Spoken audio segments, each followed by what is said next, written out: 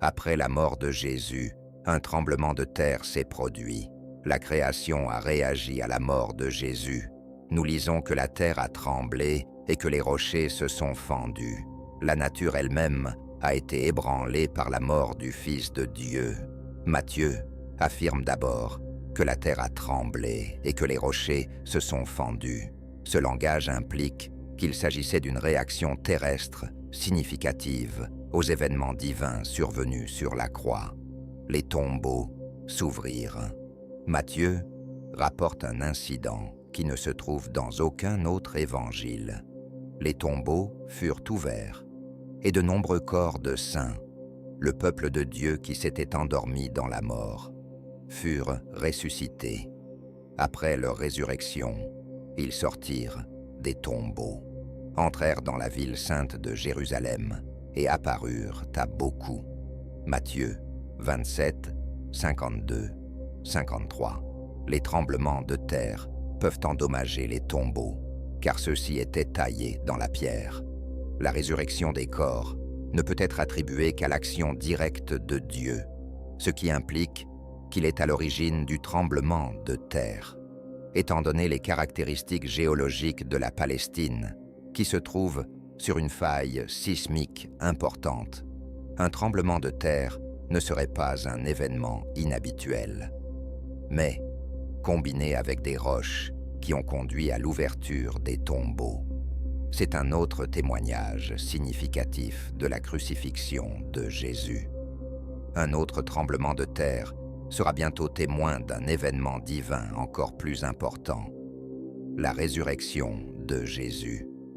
Le récit unique de Matthieu de ces événements souligne la victoire sur la mort que le sacrifice de Jésus sur la croix accomplit. Ceux qui ont été ressuscités sont littéralement décrits comme ceux qui s'étaient endormis, une expression idiomatique courante dans le Nouveau Testament pour désigner quelqu'un qui est mort, mais dont le destin éternel est assuré. Tout comme le témoignage initial, la résurrection surnaturelle des corps de ces saints et leurs apparitions à Jérusalem sont un témoignage frappant de l'œuvre de Jésus sur la croix et par la suite de sa résurrection. Le terme « saint » fait probablement référence à des figures pieuses de l'Ancien Testament, héros et martyrs de l'histoire d'Israël, choisis pour témoigner miraculeusement de ces événements. Leur apparition aux habitants de Jérusalem est un témoignage de l'efficacité de l'œuvre de Jésus sur la croix. Cela anticipe l'enseignement de Paul sur Jésus étant les prémices des morts. 1 Corinthiens 15, 20, 23. Mais maintenant, Christ est ressuscité des morts, il est les prémices de ceux qui sont morts. En effet, puisque la mort est venue par un homme, c'est aussi par un homme que vient la résurrection des morts. Car, comme tous meurent en Adam, de même aussi tous revivront en Christ, mais chacun en son rang. Christ comme prémisse, puis ceux qui appartiennent au Christ lors de son avènement. La résurrection de ces saints est un prélude à la résurrection que tous les croyants peuvent espérer grâce à la mort de Jésus. Un nouveau jour est arrivé, un jour où la mort a été vaincue par la mort et la résurrection à la vie éternelle est devenue possible. Mais, notez bien, ce n'est qu'après la résurrection de Jésus que les occupants de ces tombeaux furent ressuscités et entrèrent à Jérusalem, où ils apparurent à beaucoup. La Bible ne dit pas si ces saints ressuscités sont morts de nouveau, ou s'ils sont montés au ciel avec le Seigneur Jésus. La mort du Fils de Dieu a ébranlé la nature elle-même. Le célèbre prédicateur Charles Spurgeon a déclaré que les cœurs des hommes n'ont pas répondu aux cris agonisants du Rédempteur mourant, mais les rochers ont répondu. Les rochers se sont fendus. Il n'est pas mort pour les rochers, mais les rochers étaient plus sensibles que les cœurs des hommes pour qui il a versé son sang. Il est mieux compris que Matthieu avait l'intention que nous voyions que le tremblement de terre s'est produit le jour où Jésus a été crucifié, puis le jour où il a été révélé comme ressuscité.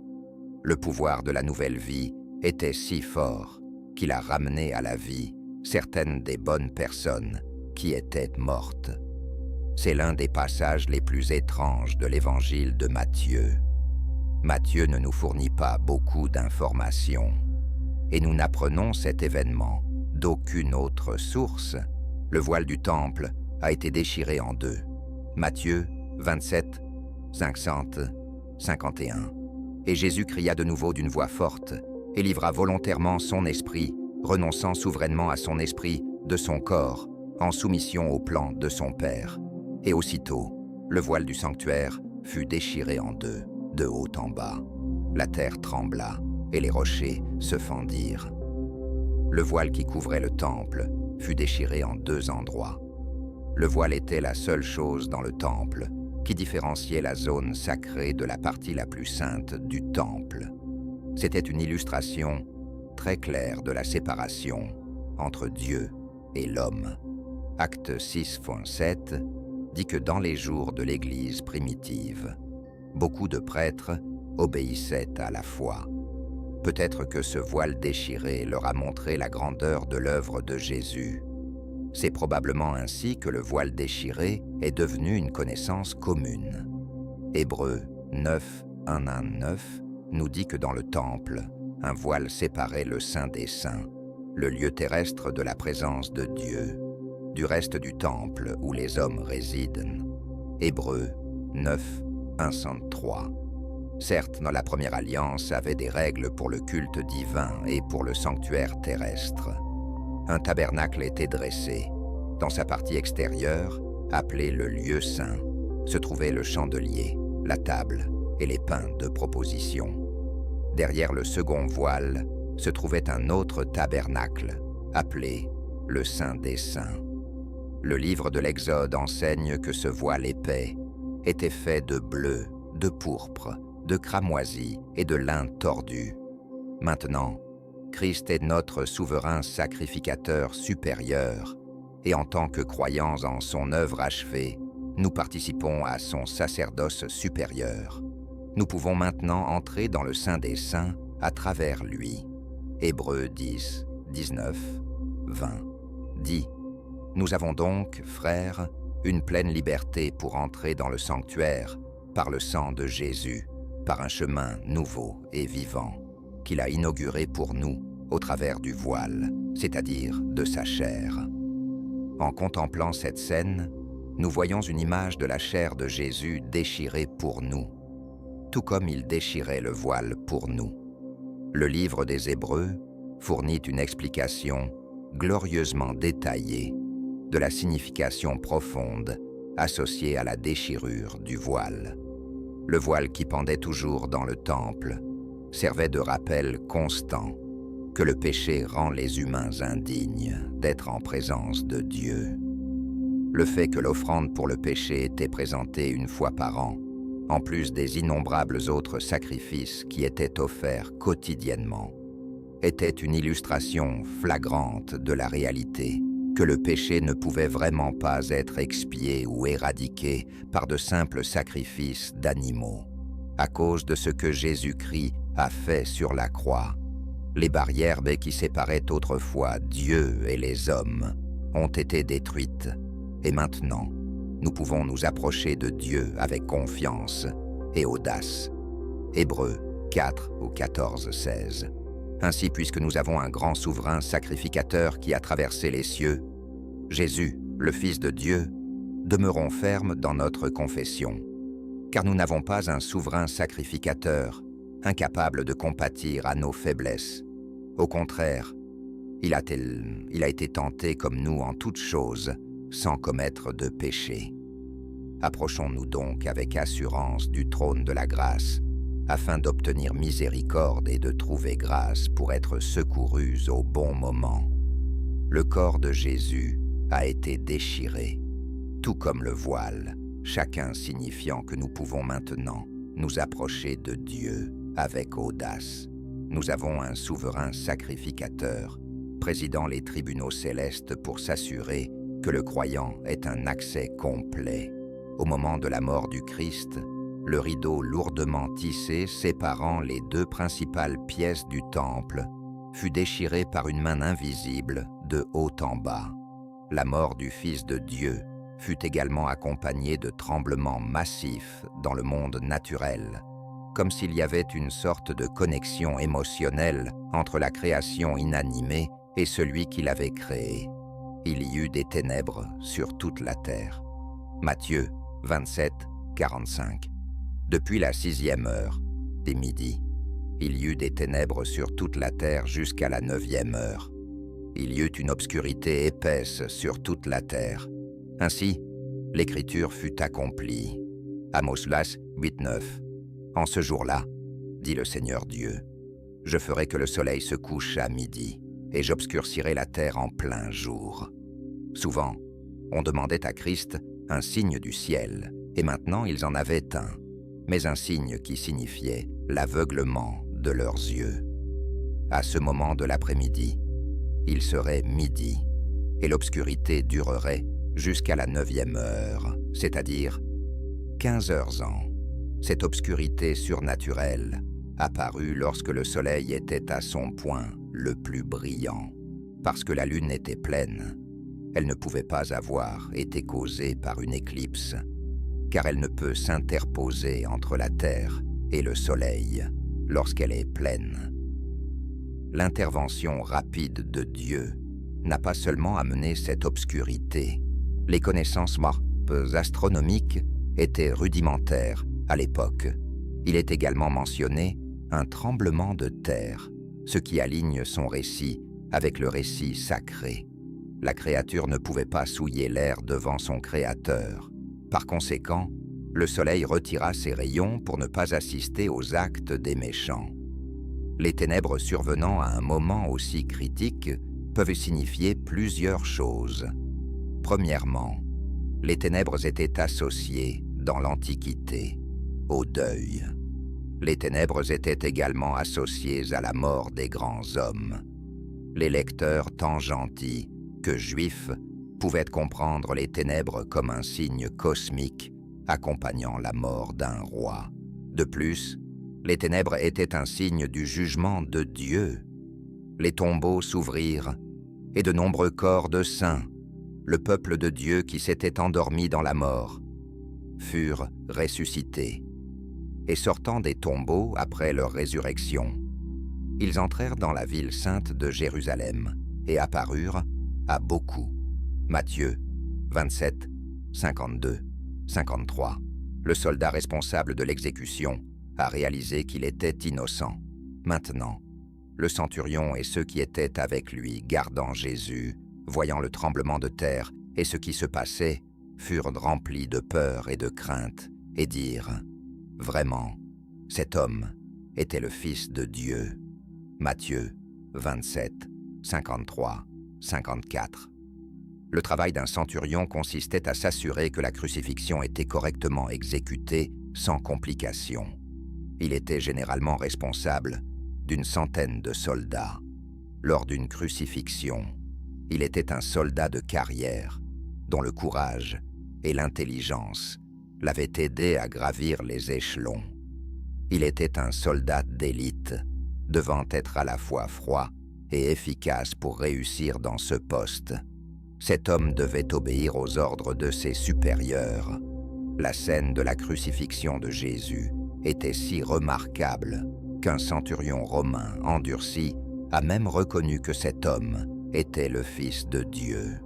Cette réalisation signifiait que Jésus était innocent du crime pour lequel il était sur la croix.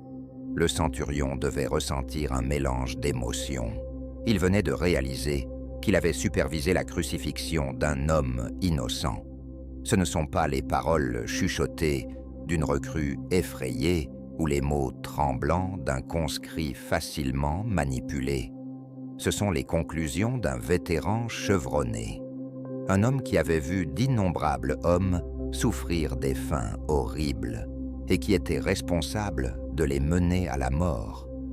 Ce centurion était bien conscient de la forte condamnation des chefs religieux juifs qui avaient mis Jésus sur la croix pour blasphème. Son commandant en chef Ponce Pilate, avait confirmé la condamnation de Jésus pour avoir fait cette déclaration. Mais il rejette la condamnation et déclare la déclaration de Jésus. Pourquoi? Parce que les arguments en faveur du Christ étaient accablants. Bien qu'il ait sans aucun doute supervisé de nombreuses crucifixions, cette exécution était différente. Qu'a-t-il vu? Diverses scènes des événements entourant l'arrestation, le procès et la crucifixion de Jésus se sont combinées en une déclaration convaincante. Peut-être que c'était la réponse de Jésus à l'injustice qu'il a dû endurer aux mains de ses propres compatriotes lors de l'arrestation et des procès. Cela pourrait être la réponse de Jésus à la torture qu'il a subie aux mains du centurion et de ses hommes. On peut penser à la dignité avec laquelle Jésus a répondu à la foule en colère qui réclamait son sang, comme un agneau silencieux devant son abattoir. L'Écriture ne rapporte aucune réponse de Jésus aux cris de la foule. Marc 15, 11, 15. Mais les principaux sacrificateurs excitèrent la foule pour qu'ils leur relâchent plutôt Barabbas. Pilate leur dit de nouveau: « Que ferai-je donc de celui que vous appelez le roi des Juifs ?» Ils crièrent encore: « Crucifie-le !» Pilate leur dit: « Mais quel mal a-t-il fait ?» Et ils crièrent encore plus fort: « Crucifie-le !» Pilate, voulant satisfaire la foule, leur relâcha Barabbas, et après avoir fait fouetter Jésus, il le livra pour être crucifié. Sa préoccupation était leur pardon, pas sa fuite. La miséricorde de Jésus envers les gens qui l'ont rejeté et les soldats qui l'ont crucifié, y compris ce centurion. Sa réponse: « Père, pardonne-leur, car ils ne savent pas ce qu'ils font. » Luc 23, 34, 39. Père, pardonne-leur, car ils ne savent pas ce qu'ils font. Et ils partagèrent ses vêtements en tirant au sort, et le peuple se tenait là, regardant. Mais même les chefs se moquaient de lui, disant: « Il a sauvé les autres, qu'il se sauve lui-même s'il est le Christ, l'élu de Dieu. » Les soldats aussi se moquaient de lui, s'approchant et lui offrant du vinaigre cruellement, et disant sarcastiquement: « Si tu es vraiment le roi des Juifs, sauve-toi toi-même. » Il y avait aussi une inscription au-dessus de lui: « C'est le roi des Juifs. » L'un des criminels qui étaient suspendus l'insultait, disant: « N'es-tu pas le Christ? Sauve-toi toi-même, et nous avec toi. » Alors qu'ils tiraient au sort pour les biens de Jésus, la préoccupation de Jésus était leur pardon, pas sa fuite. Quelle déclaration puissante! Matthieu 27, 35, 36. Après l'avoir crucifié, ils se partagèrent ses vêtements en tirant au sort. Puis s'asseyant là, ils le gardèrent pour empêcher toute tentative de sauvetage. Si tout cela ne l'a pas convaincu, il a vu quelque chose de plus: la réponse de la création. De toute évidence, le centurion a été choqué de voir un événement si dramatique pendant les dernières heures du Christ, surtout parce qu'il n'avait jamais vu une telle chose auparavant. Cela a eu un impact presque incommensurable sur lui. Le centurion a vu, entendu et ressenti tous les événements de la crucifixion et de la mort du Christ. En conséquence, lui et ses troupes ont été grandement effrayés, même si le centurion et son groupe de soldats avaient appris à gérer la peur. Maintenant, ils éprouvaient une terreur pure. C'est cette puissante croix et l'amour démontré là qui touchent les cœurs, même celui endurci et fatigué d'un soldat de carrière, le faisant passer de la mort à la vie. Un vieux dicton dit: « Le sol est toujours plat au pied de la croix. » C'était ainsi au 1er siècle, et c'est encore le cas aujourd'hui. Le pied de la croix est l'endroit où tout le monde, pauvre ou riche, trouve un terrain égal pour s'agenouiller et embrasser le Christ qui est mort pour eux. Vraiment, c'est le Fils de Dieu. Nous entendons et croyons. Le voyage ne doit pas s'arrêter là. nous devrions avoir la passion de le connaître plus profondément. Que ce même désir brûle dans nos cœurs, afin que nous puissions vraiment connaître celui qui nous a aimés et s'est donné pour nous. On ne peut s'empêcher de se demander comment la rencontre avec Jésus a affecté la vie des soldats. Sont-ils devenus chrétiens? Le Pulpit Commentary rapporte la tradition selon laquelle le centurion s'appelait Longin et qu'il est devenu un dévot disciple de Jésus, a prêché l'Évangile et est mort en martyr. Ce n'est qu'une tradition. Nous ne savons pas si cela s'est produit, mais nous savons que la vérité a une façon de s'accrocher au cœur d'une personne. La croix de Jésus a le pouvoir de changer l'individu. Le centurion a commencé comme un officier romain, supervisant une crucifixion, mais a terminé la journée en reconnaissant que Jésus était le Fils de Dieu. Jésus a déjà pris l'initiative du salut. Christ est mort pour vous. Maintenant, c'est à votre tour. Jésus a donné sa vie pour que nous puissions retrouver la nôtre. Il est mort comme nous, pour que nous puissions vivre comme lui. Il a non seulement satisfait son Père, mais nous a aussi gagnés comme prix. En tant que substitut de l'humanité, Jésus a souffert du retrait de la communion avec le Père. Aussi terrible que cela ait été, cela a accompli le bon et aimant plan de rédemption de Dieu. D'autres considèrent cela comme un mythe, ou tout au plus une histoire théologique. Ce sont tous des événements uniques qui témoignent uniformément des actes uniques de Dieu dans l'histoire humaine. Ce sont des témoignages surnaturels, extraordinaires, qui confirment la vérité de l'Évangile et la réalité transformatrice de l'amour du Christ. Si ce contenu vous a été précieux, je vous demande de me soutenir en vous abonnant, pour ne manquer aucune de nos prochaines vidéos. Ensemble, nous pouvons éclairer plus d'esprits et élargir notre compréhension. Merci d'être ici, et que Dieu vous bénisse.